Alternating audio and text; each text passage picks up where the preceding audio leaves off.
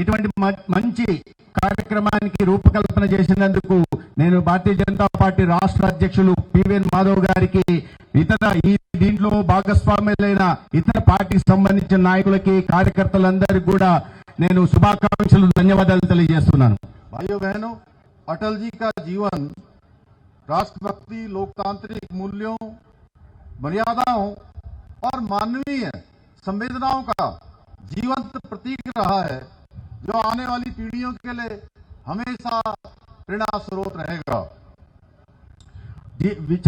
అత్యంత విలువలతో, ప్రజాస్వామ్యంతో కూడిన ఆయన రాజకీయ జీవితం రాబోయే తరాలకి ఒక స్ఫూర్తిదాయకంగా నిలుస్తుందని చెప్పడంలో ఎటువంటి అనుమానం లేదు. उन्होंने कवि के रूप में शब्दों के माध्यम से संवेदनाओं को स्वर दिया, तो एक प्रखर वक्ता के रूप में अपने विचारों से, तर्कों से अपने विरोधियों का भी सम्मान अधिक किया. ఆయన తన కవిత రూపంలో సమాజంలో ఉంటున్న వేదనని తెలియజెప్పే ప్రయత్నం చేశారు.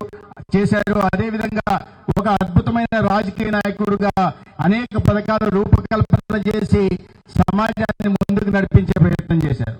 अटल बिहारी वाजपेयी जी एक ऐसे राजनेता थे, एक महान राजनेता थे, जिनके व्यक्तित्व, विचार और आचरण से उनका विरोधी भी, प्रतिपक्ष के लोग भी उनका सम्मान करते थे.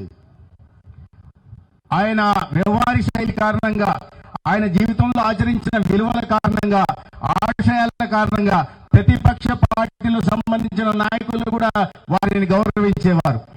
उन्होंने हमेशा राष्ट्रहित को सबसे पहले रखा और कभी अपने सिद्धांतों से समझौता नहीं किया. ఆయన ఎప్పుడు కూడా దేశక్షేమం గురించి ఎప్పుడు ఆలోచించారు.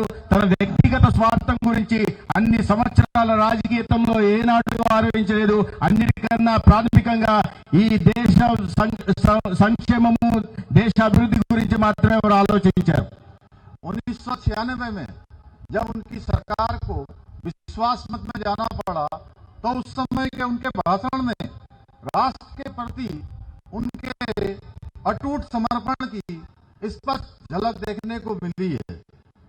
1996లో ఆనాడు ఈ అవిశ్వాస తీర్మానంలో వారు రాజీనామా చేయాల్సిన సందర్భంలో ఈ దేశం పట్ల వారికి ఉన్న అత్యంత భక్తి శ్రద్ధల్ని వారి ప్రసంగం ద్వారా వారికి తెలియజెప్పారు. उनके भाषण की ये पंक्तियां सदैव अमर रहेंगी कि सरकारें आएंगी, जाएंगी, पार्टियां बनेंगी, बिगड़ेंगी, मगर ये देश हमेशा रहना चाहिए. వారు ఆ సందర్భంగా చెప్పారు, ప్రభుత్వాలు వస్తాయి, పోతాయి, పార్టీలు సృష్టించబడతాయి, నశించబడతాయి, కానీ ఈ దేశం మాత్రం వైభవంగా ఉండాలి, ఈ దేశ వైభవం శాశ్వతంగా ఉండాలని వారు అన్నారు చెప్పారు.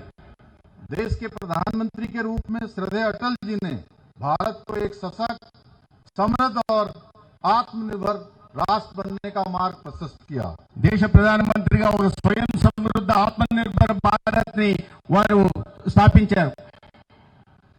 परमाणु का पोषण का परीक्षण से लेकर स्वर्णिम चतुर्भुज योजना, ग्राम सड़क योजना से लेकर दूर संचार की क्रांति तक अनेक प्रत्येक निर्णय ने भारत को एक नई दिशा देने का काम किया. వారు ప్రధానమంత్రిగా గ్రామీణ రహదారులు నిర్మించడం కానీ, హైవేల స్వర్ణ చతుర్భుజ పేరుతో హైవేల నిర్మాణం చేయడం కానీ, అదేవిధంగా ఈ టెలికాం విప్లవం తీసుకొచ్చి దేశ స్థితిగతులు మార్చే ప్రయత్నం చేశారు.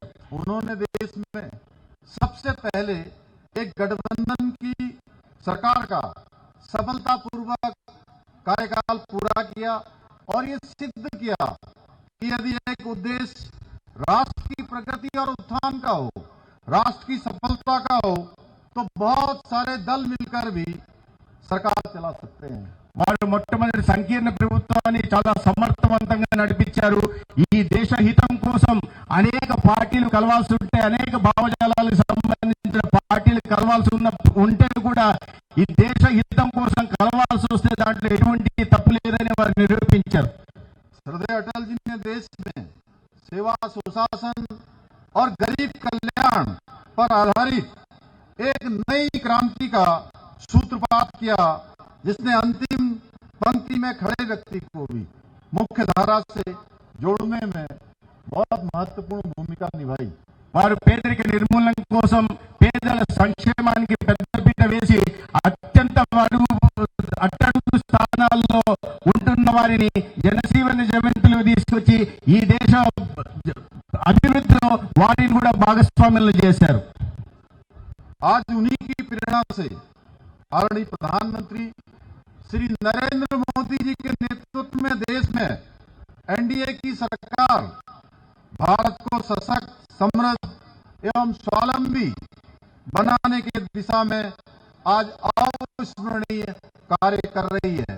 వారి నుంచి ప్రేరణ పొందిన నేటి ప్రధానమంత్రి భారత్ ని ఇవాళ స్వయం సమృద్ధ, శక్తిశాలి, ఆత్మనిర్భర్ భారత్ ను నిర్మించే దిశగా పయనం సాగిస్తున్నారు। आज प्रत्येक सेक्टर में विशेष योजनाएं बनाकर योजनाबद्ध तरीके से विकसित एवं आत्मनिर्भर भारत के निर्माण की दिशा में कार्य किए जा रहे हैं। అనేక రకాలైన సంక్షేమ పథకాలను, అభివృద్ధి కార్యక్రమాలను తీసుకుని వాటిని ప్రణాళికాబద్ధంగా అమలు చేస్తూ భారత్ ను ఒక అభివృద్ధి చెందిన దేశం దిశగా నడిపిస్తున్నారు। Startup India, vocal for local, make in India, skill India और डिजिटल इंडिया जैसी पहलों के माध्यम से आत्मनिर्भर भारत के स्वप्न को साकार करने की दिशा में ठोस कदम उठाए जा रहे हैं। Startup India, vocal for local లేదా మేక్ ఇన్ ఇండియా లాంటి వినూత్నమైన కార్యక్రమాలతో ఒక ఆత్మ నిర్భర భారత్ ని, స్వయం సమృద్ధ భారత్ ని अखिलेश यादव यहाँ मुख्यमंत्री थे, तो अब तो आपकी सरकार है, आदरणीय योगी जी मुख्यमंत्री हैं।